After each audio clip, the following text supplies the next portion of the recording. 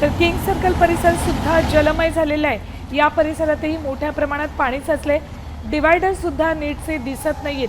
साधारण 1-1.25 फुटापर्यंत या भागात पाणी साचलेले आहे। किंग सर्कल मधली ही दृश्य, त्यामुळे रस्ते वाहतूक मंदावली आहे। रस्त्यावर काही गाड्याही पाणी गेल्यामुळे बंद पडलेल्या आहेत। त्यामुळे मुंबईकरांना गाड्या आहेत तिथेच ठेवून पायी निघावं लागलेलं आहे। तर काही जणांनी घरातनं बाहेर न पडणं हाच निर्णय योग्य असल्याचं दिसतंय। गाडी बंद पडल्यामुळे काही जण ही गाडी या पाण्यातनं पुढे ढकलताना दिसत आहेत, जेणेकरून वाहतुकीला या गाडीचा अडथळा निर्माण होऊ नये। प्रचंड पाणी किंग सर्कल परिसरात साचलेले आहे।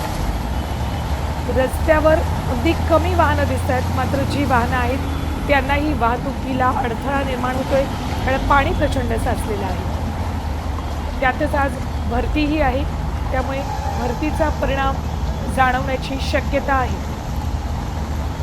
अपडेट्स घेऊयात आमचे प्रतिनिधी गणेश कवडे यांच्याकडून। गणेश, किंग सर्कल भागामध्ये मोठ्या प्रमाणात पाणी साचले, काही गाड्याही बंद पडलेल्या दिसत आहेत। त्यामुळे सखल भाग आहे आणि या सखल भागामध्ये पाणी जमा व्हायला सुरुवात झालेली आहे। किंग सर्कल परिसरामध्ये देखील मोठ्या प्रमाणामध्ये आहे ते पाणी जमा झालेले आणि याच पाण्यातून जेव्हा गाडी मार्ग करते त्यावेळेस गाड्या देखील आहेत त्या बंद पडलेल्या आहेत। त्यामुळे वाहतूक कोंडी देखील आहे ती मोठ्या प्रमाणामध्ये सध्या झालेली पाहायला मिळते। त्यामुळे पूर्णतः वाहतूक कोंडीचा सामना देखील आणि त्याचबरोबर पावसाचा सामना करत नागरिकांना वाट काढत पुढे जावं लागत आहे। ठीक आहे, धन्यवाद गणेश संपूर्ण माहितीसाठी। किंग सर्कल परिसरातली दृश्य, रस्ते वाहतुकीवर या साचलेल्या पाण्याचा परिणाम झाला।